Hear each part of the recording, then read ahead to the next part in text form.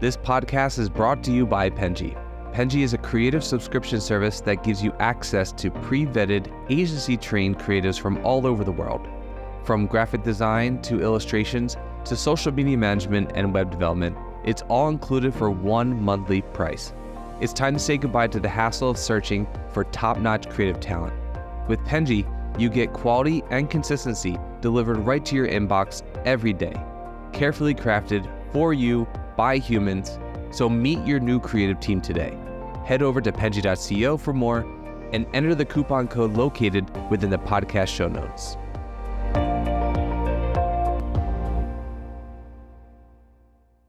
Okay, Ken, to get us started, can you explain memes to me as if I was a Victorian child?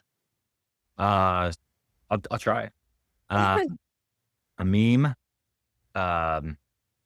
is a picture. Does this Victorian child know what a picture is? I think so. Okay. A drawing, maybe? Okay.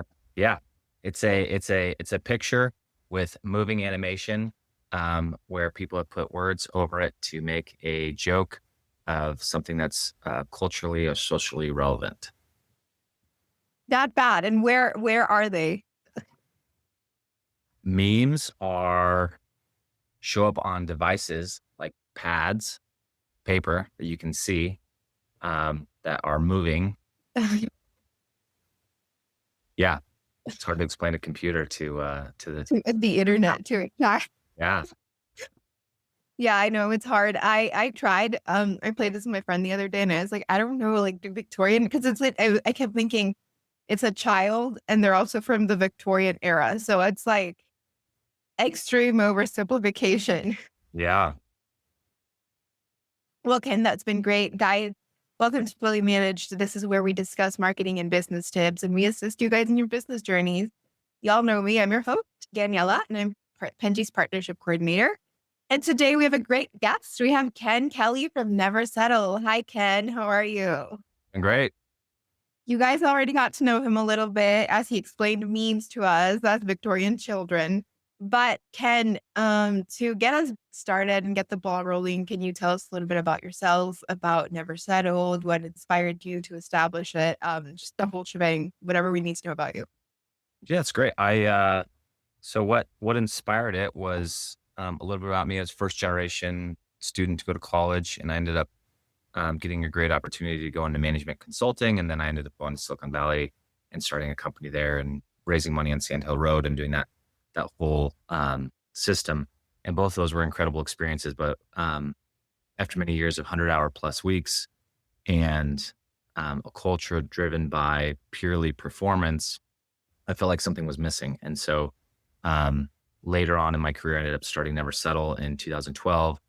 And it was really based on this premise of like not settling to do the right thing in business versus just going after the bottom line. So how do we prioritize our people? How do we prioritize ethics and moral values so that we're a profitable and for-profit company, but that's not the ultimate driving force behind us. We're more like a B Corp where we funnel everything through our core values and our mission, and then from there we make decisions, and we're pursuing a profit. And so it was this idea of never settling, and through that we built a creative tech and marketing agency where we help businesses grow through branding, design, marketing, web development, e-commerce, things like that. So I think your agency was really cool because it was kind of very targeted and very specific to your mission. I think a lot of marketing agencies that I've seen usually kind of have a lot of generic things. And I liked that when I was doing some research, but I did have a question. Like you spoke about, one of the core values is kind of this idea of never settling, right? And I mean, that's the name of the company. It's like, but I'm curious. This kind of philosophy of continuous growth and excellence, does it ever, did you ever hit any roadblocks with it? Or is there a time where you had to tell a business that you're working with, or even just as a business that you're working with yourself, maybe in settling in this specific thing might be the best choice for this business? Or are you able to like always have that as a core value if every single moment?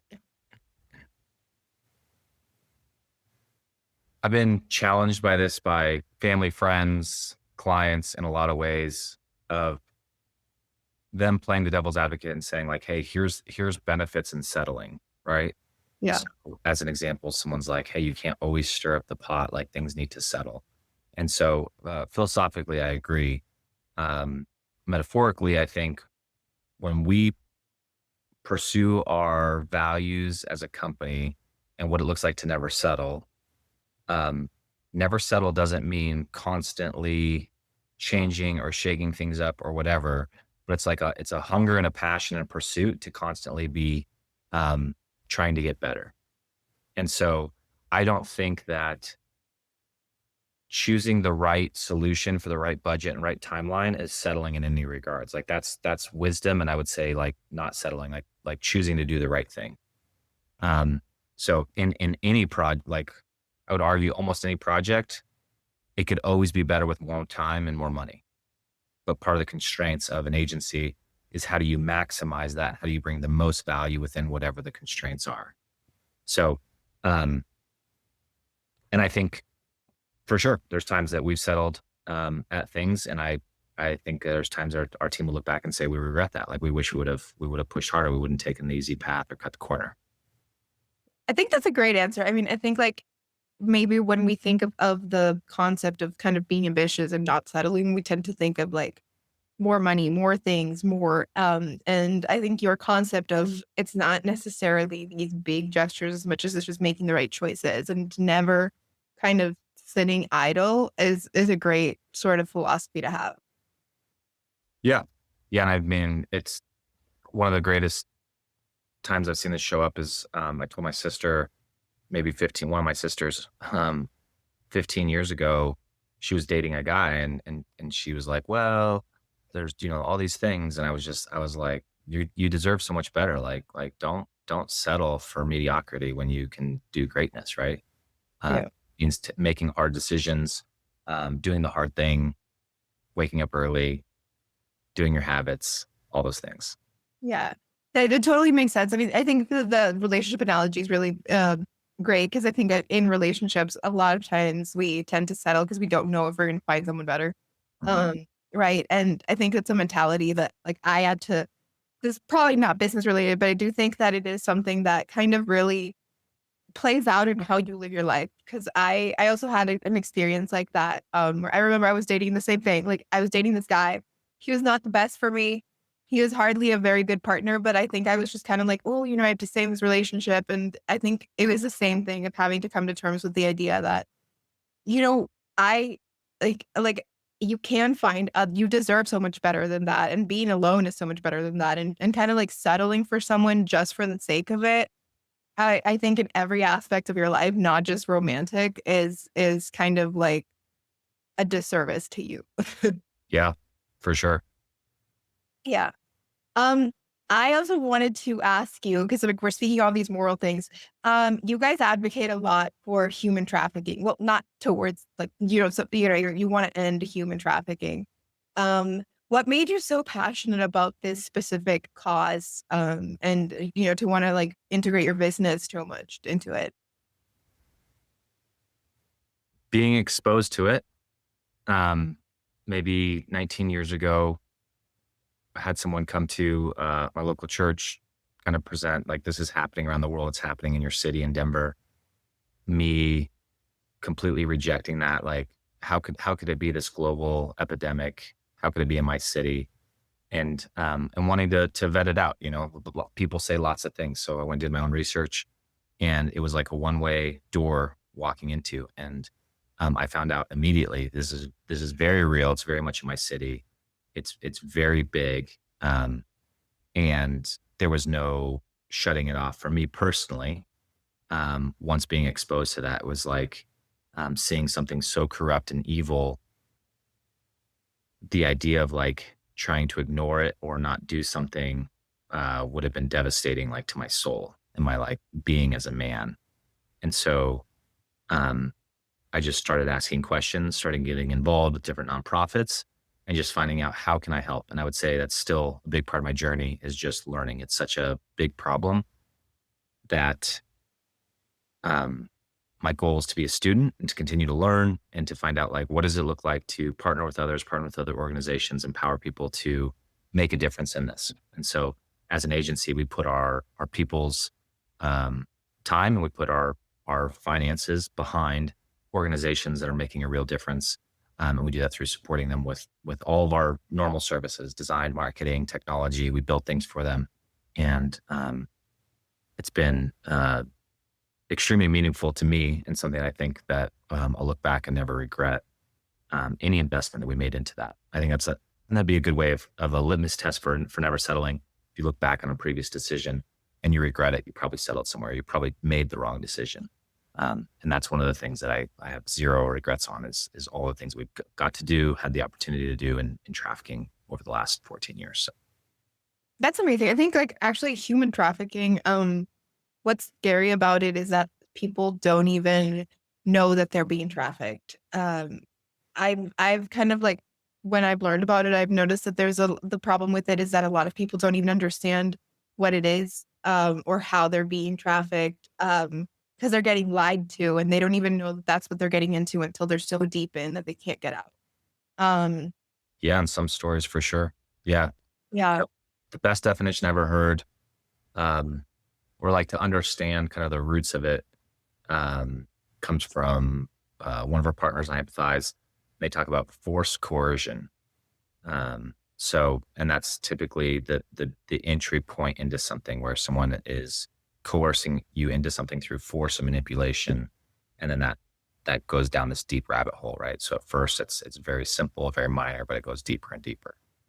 Yeah, no, I think it's great that companies always have things that they're advocating for, charity and things like that. Because I think as a company grows, a lot of times the values that you had when you started it or the idealism that I think a lot of people start their businesses with kind of gets lost when you just want to grow your business, you want to make more money, you want to hire more employees, you want to scale. And I think it's really easy for companies to get lost in that. And I think one of the ways that I've noticed that a great way to kind of recenter yourself and bring back that human side is always to do things like this because it helps you kind of connect with people outside of just trying to make money, if that makes sense. It's obviously growing a company, I think is great and you should prioritize that. But I also think that it's a great way to sort of keep a business kind of also human. Yeah. Yeah. I mean, I would argue, even from a capitalistic standpoint, that if you put your people and the right things first, like you will be more profitable, you will be your competitors. If you don't burn through your people, if you treat them with honor, if you pursue them and you see the humanity in them and you're making your people thrive, it will absolutely come back to a more positive client experience, company experience, and you will in the long term beat your competitors. Yeah, and for sure. I think like I think it's hard to even notice when you're kind of getting too caught up in a certain thing when you're growing a business.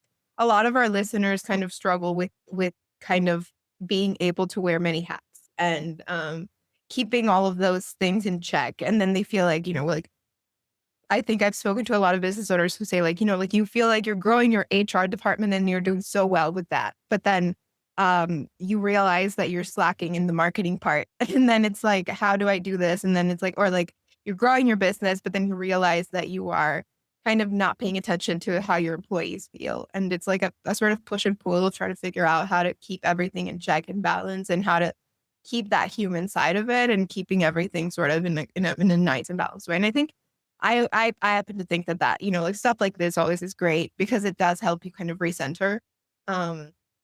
And kind of look at the big picture. Yeah. Yeah. The small business owner's dilemma is almost never ending, and getting really wise about what you're saying no to so you can make a full yes to the things that are most important is definitely key. Yeah. I also wanted because like, with small business owners, I know that in Neversettle, you guys have worked with small businesses. You do work with smaller businesses, but you also work with larger businesses and you've worked with like people from Fortune 500 and like Silicon Valley and like like bigger players like this. How do you find the difference between two different types of company, like groups of people, I guess, like how they're positioned in a market? I'm assuming that the work that you do with them is very different and how you approach it, obviously budget wise and just marketing and just reach wise. And I'm curious about how that has sort of affected your business and how you sort of handle all these type of clients. Yeah, we approach them the same. I would say the work is very similar. Just the difference between a small business client and an enterprise client is the size of the work. So um, you know, we may do an ad campaign for a small business and they may spend $1,000 a month, right? If we do it for enterprise campaign, maybe they're spending $200,000 a month. Same work, same quality of deliverables. Less time and research goes into one. There's less testing because there's less volume, right? With the other one, and there's more volume on the other side. So I would say the work is very similar. And one of the things that we found is government or government funded agencies at the enterprise level tend to have a lot of bureaucracy, which makes it really difficult. They have, big budgets, but there's, months Yeah. of time by to make a decision and you got to get 20 people to sign off on it. Whereas, or any organization that's structured that way, and it could be small or big. And I think that's my point is we also work with big enterprise organizations, but they have one leader for the project and we can move really quick. And that makes the project like really good. And they actually get the most value out of their time because we're not spending 20x the amount of time in meetings and feedback and going in circles. And so their budgets are going way further. They're getting more deliverables. So I think the clients that operate efficiently, whether it's large or small, get the most value out of us. And I think that's one of the things that we try to educate them on is like, here's the best way to get the highest ROI of your time.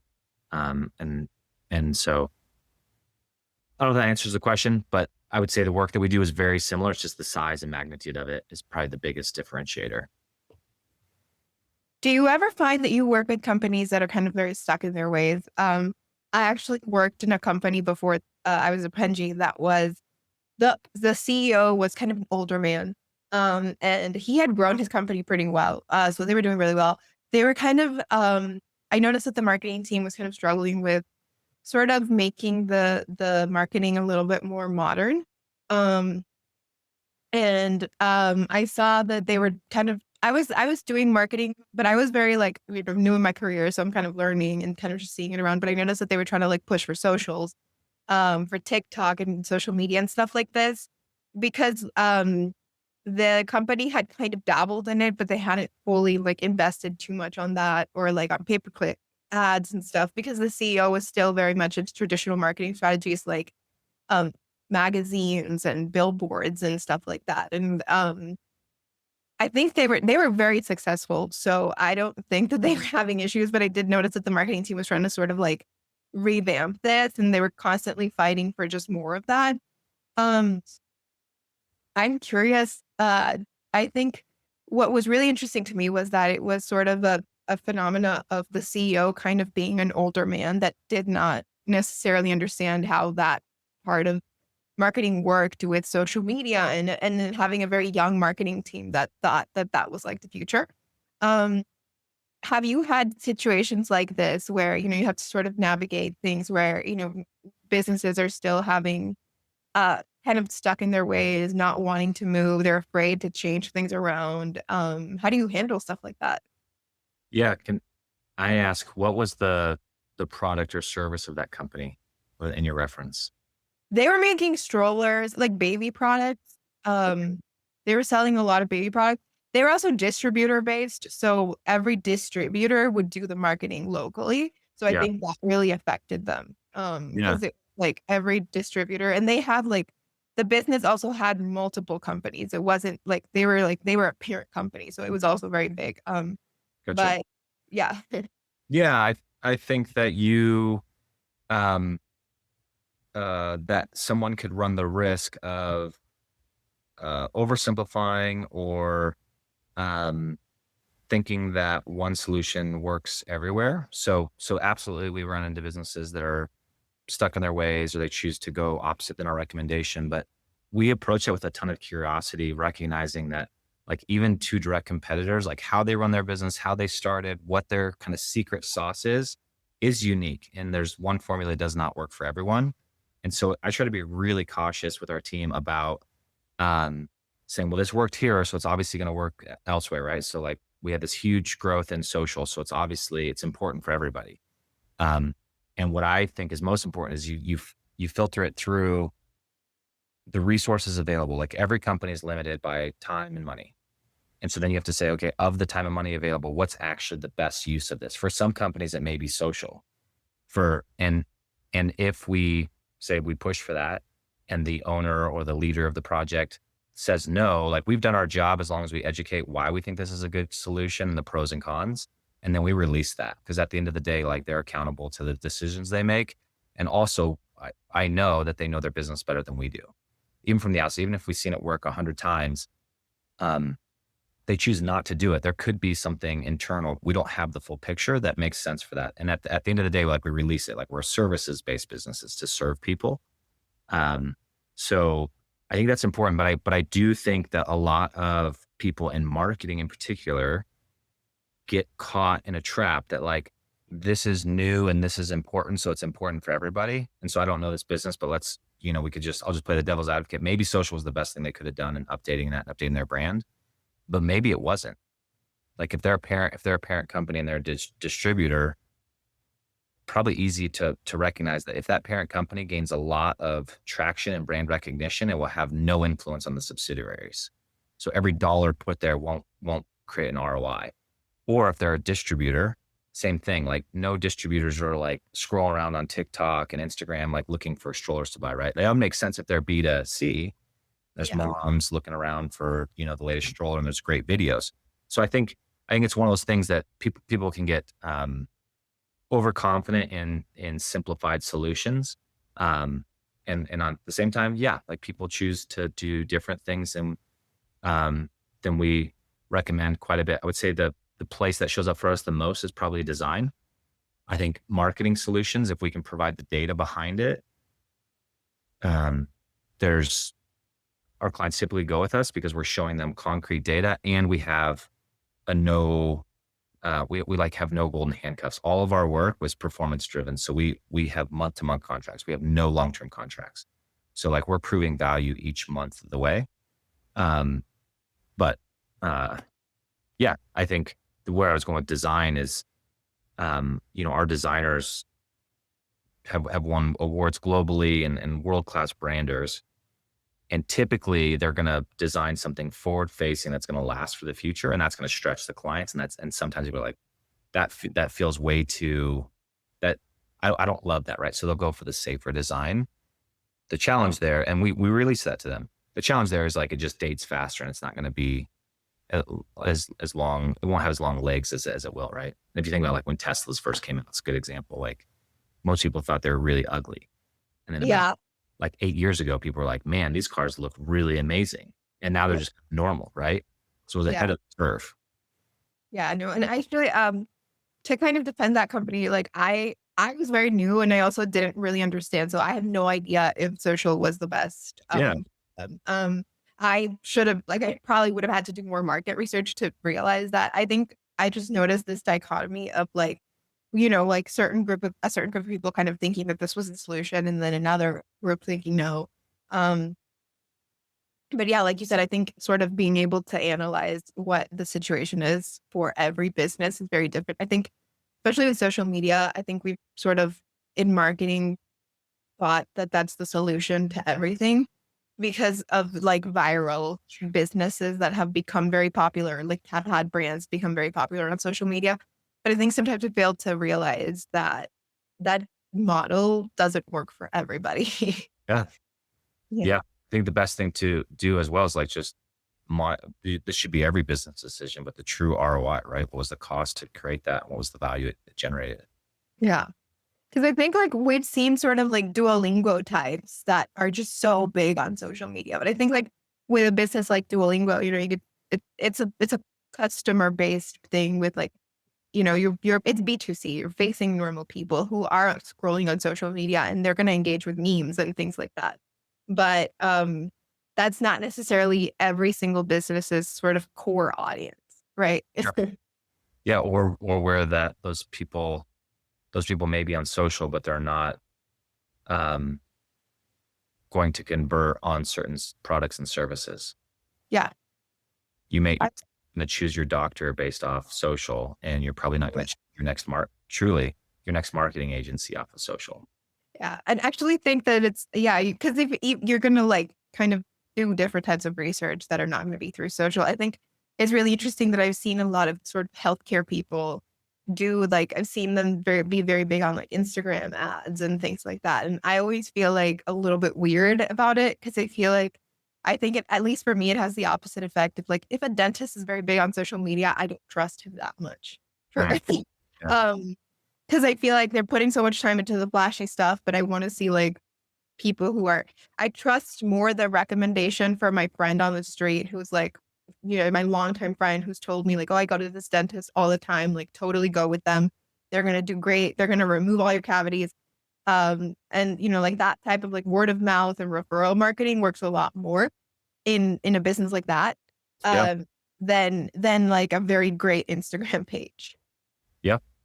Yeah, I think as an agency, starting with what your customers' current conversion paths are is there's a lot of hidden gold in there. And how do you leverage that versus just trying to come up with a solution that you're repeating for companies over and over? Yeah, for sure. Kenn, I think that's a great note to end this podcast on. It's been so great to have you here today. But before we finish, I do want to give you the space to plug anything, promote anything, if anything that we spoke about today resonated with our viewers or listeners and they would like to work with you. Space is yours.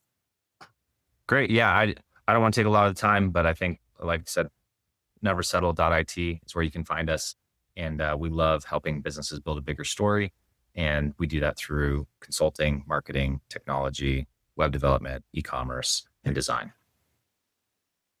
Awesome. I will be adding the links to your website and all of the things needed on the description of this video. So guys, click on the description, go subscribe to us, follow us, everything. And thank you so much for being here today, Kenn. It was great having you. Thanks for having me. Thank you so much. Have a great day, everybody. You've been listening to Fully Managed, brought to you by Penji. Check out the show notes to learn more about today's guest, and to learn more about Penji, the human-first creative subscription service, head over to penji.co. And by the way, if you're still listening, it would mean the absolute world to us if you were to share this podcast with a friend, and of course, subscribe.